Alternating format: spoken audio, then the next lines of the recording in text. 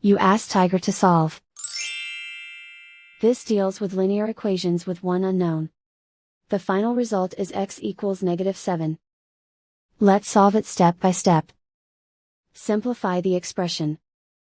Expand the parentheses. Simplify the arithmetic. Expand the parentheses.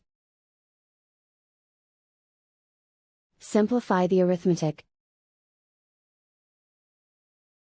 Expand the parentheses.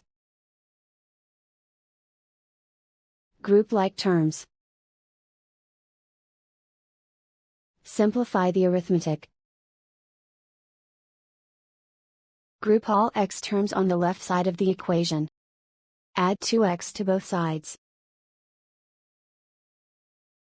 Group like terms. Simplify the arithmetic.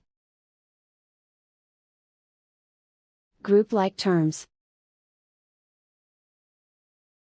Simplify the arithmetic. Group all constants on the right side of the equation. Subtract 24 from both sides.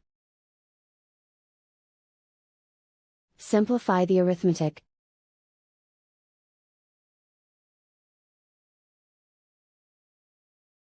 Isolate the x.